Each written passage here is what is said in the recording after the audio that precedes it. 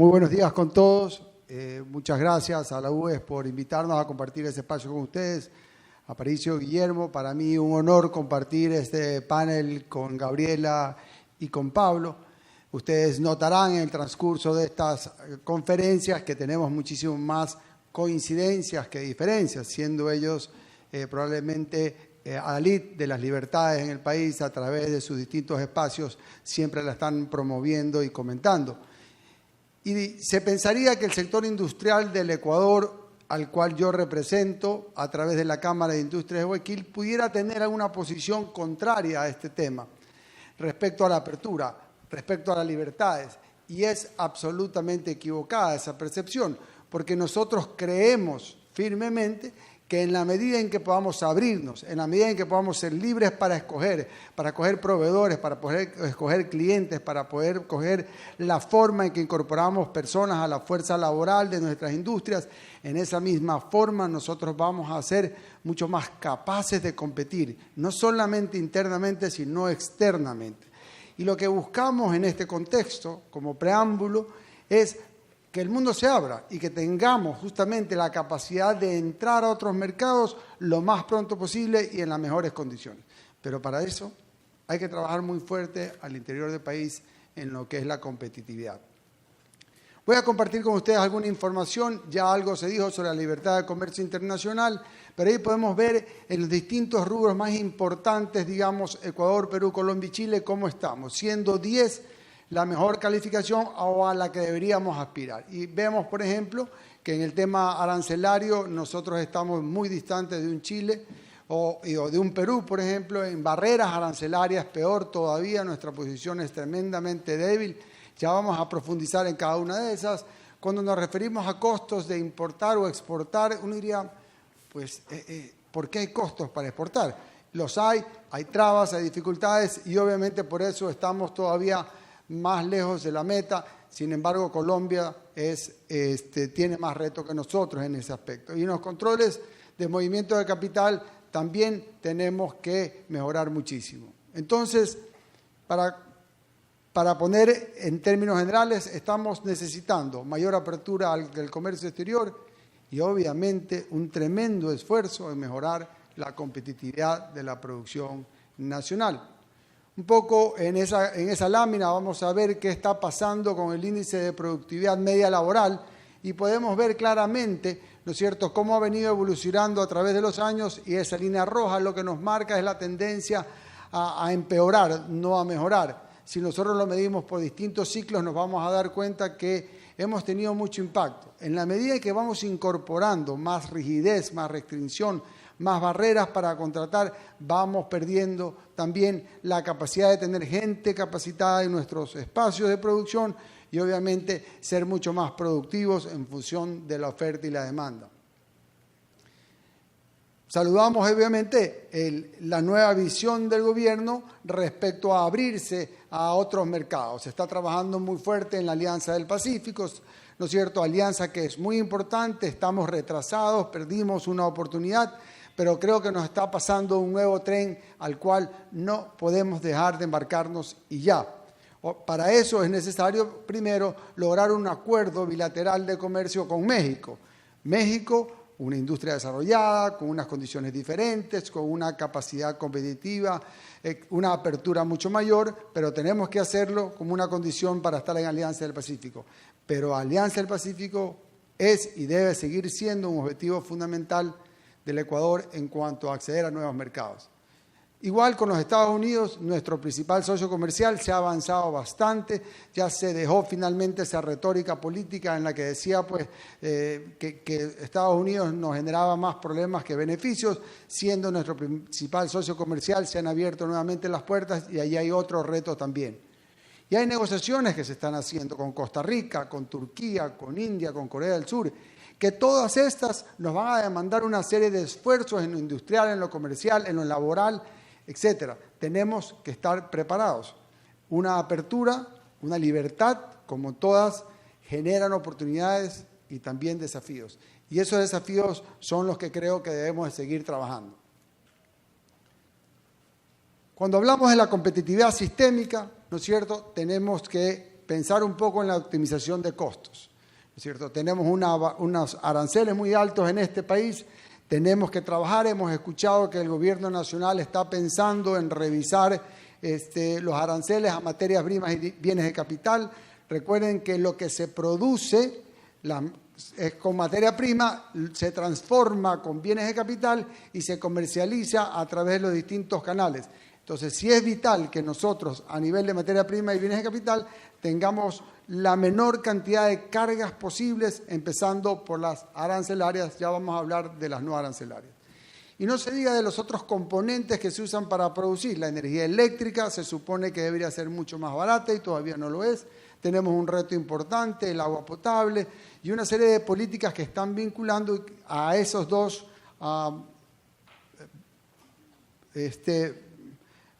cosas que se usan para la producción, la energía eléctrica y el agua. En la industria de alimentos y vida el agua es vital.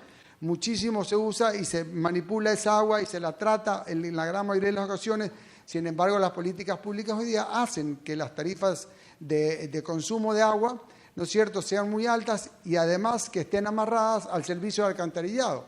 Hay empresas del sector de bebidas que consumen muchísima agua, pero botan el 10 o el 20% del agua consumida porque la han transformado en algún producto que estamos consumiendo todos los días, ¿cierto? Y además esa agua que botan, ¿no es cierto?, al sistema de alcantarillado es un agua tratada. Sin embargo, el costo del alcantarillado está fijado en función del volumen de agua que consumo. Entonces, es un mecanismo que lo que hace es castigar a quien más demanda el líquido, ¿no es cierto?, independientemente de la calidad del líquido que entrega al sistema de alcantarillado. Y lo mismo pasa con la basura.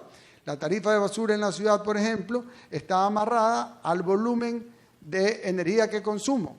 Entonces, una empresa, por ejemplo, como Holcim, que demanda muchísima energía para su producción de sus productos, sin embargo, genera cero basura y paga la tarifa más alta de basura posible en la ciudad. No hace sentido. Entonces, todos estos temas tienen que estar puestos en un contexto para lograr que el país sea competitivo desde la producción industrial y desde la producción agrícola. Y en la producción agrícola también hay que trabajar mucho. Tenemos que derribar esos mitos de los precios mínimos, de las cuotas garantizadas, que no puedo importar soya mientras no consuma la soya nacional. Pero, un ratito, la soya nacional tiene un precio que es 3, 4, 5 veces más alto que el que yo puedo conseguir en el mercado internacional.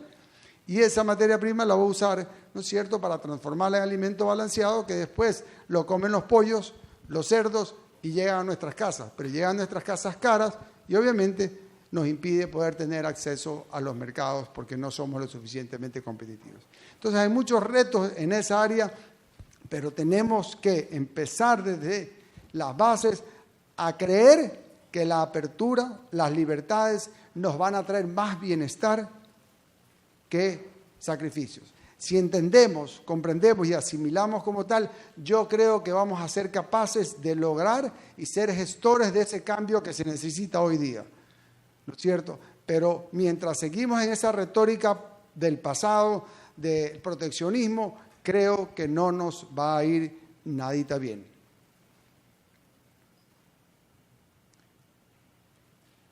Básicamente, cuando hacemos un análisis, para no entrar en mucho detalle, podemos nosotros ver cómo están las materias primas y los bienes de capital, que es en el sector industrial lo que utilizamos, respecto a los aranceles que tenemos, al arancel medio, como ustedes pueden ver allí, ¿no es cierto?, de 8.2 y 7.5, y en la parte de abajo se van a dar cuenta cuántas de esas partidas no tienen arancel hoy en día. Es decir, si es que el gobierno realmente tomara la decisión de facilitar la producción, abaratar la producción nacional, bajando los aranceles de materias primas y bienes de capital, creo que es una medida correcta para ir mejorando en competitividad, no siendo lo único. Tenemos el impuesto a la salida de divisas, lo cual no ha cumplido para nada el objetivo que se planteó desde el inicio de restringir las salidas de capitales. Porque finalmente ustedes y yo, si vemos de alguna manera amenazado nuestro capital, nuestro patrimonio,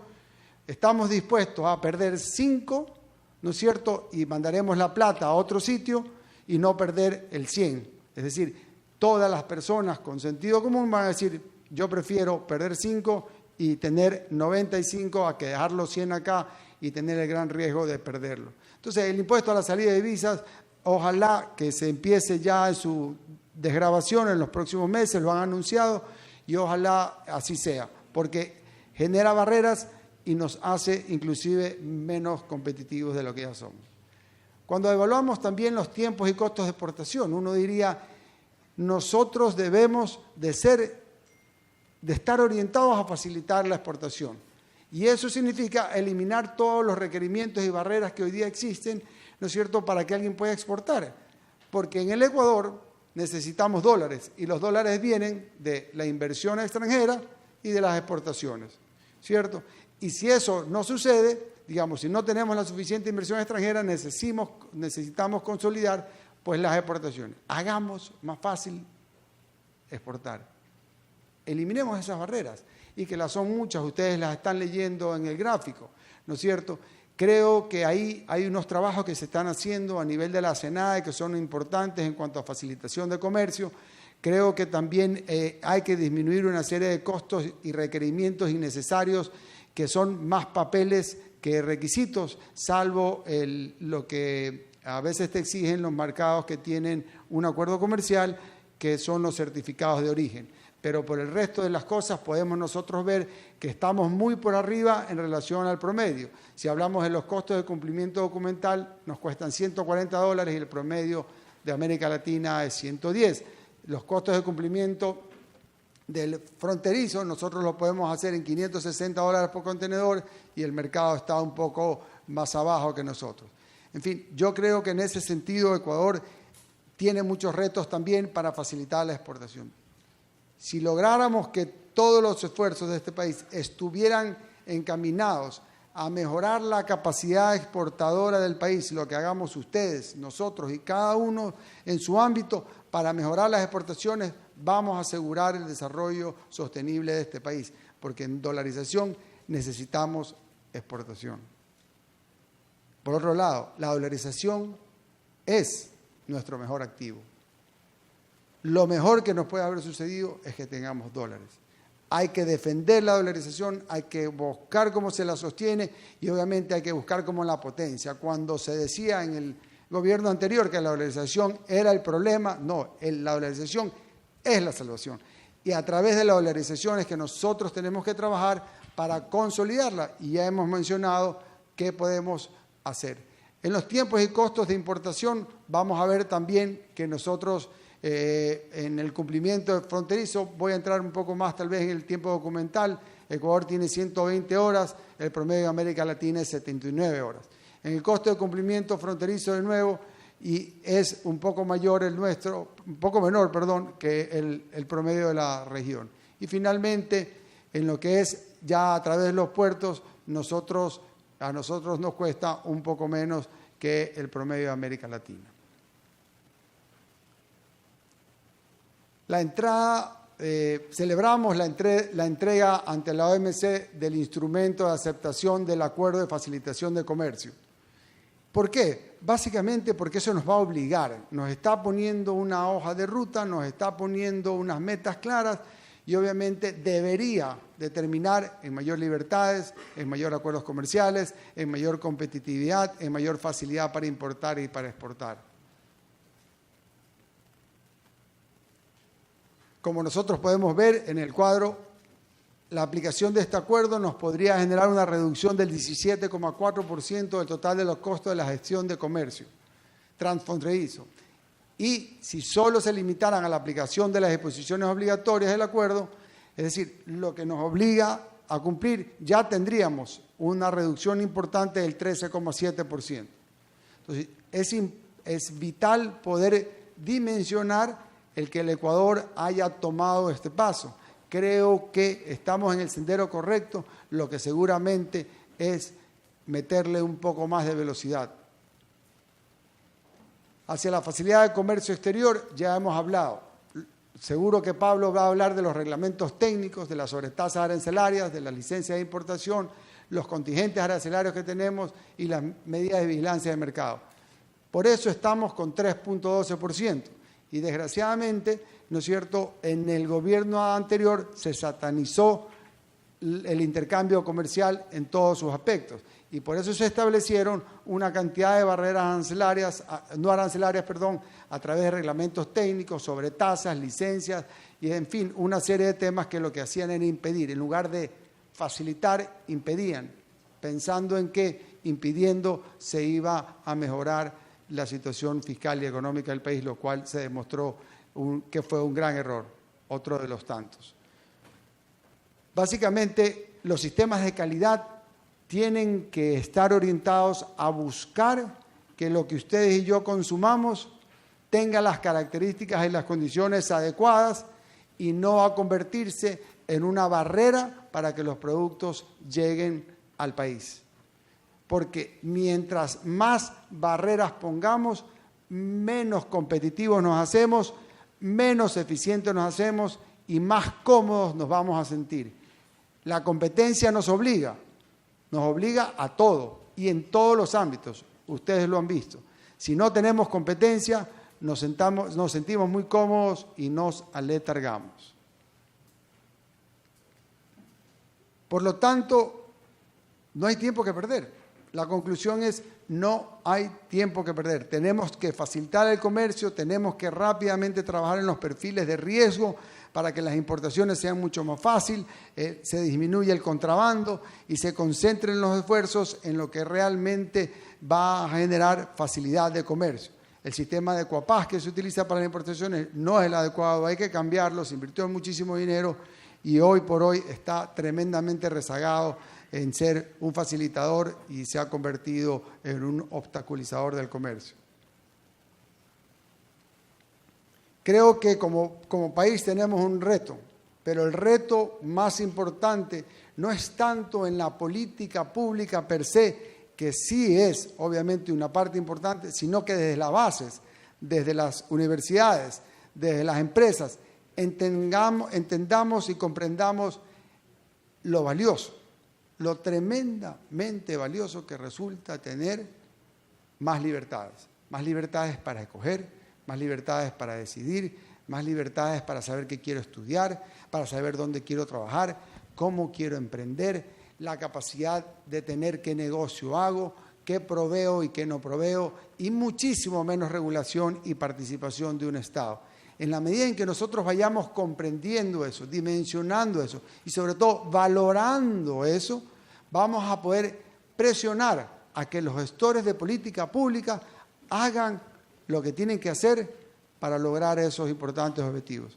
Así que los invito a reflexionar, dejemos ese proteccionismo, dejemos esos precios fijados para los productos agrícolas, salgamos de un Estado paternalista a un Estado controlador, más no un Estado que invierta, un Estado que nos decida por nosotros, un Estado que quiera manejar el 100% de la economía. Las empresas somos los gestores del 90% del trabajo adecuado en este país. Por lo tanto, mientras más empresas, ustedes y nosotros podamos crear, más personas se van a involucrar a esa cadena productiva y van a ser parte de ese círculo virtuoso del consumo. Muchas gracias.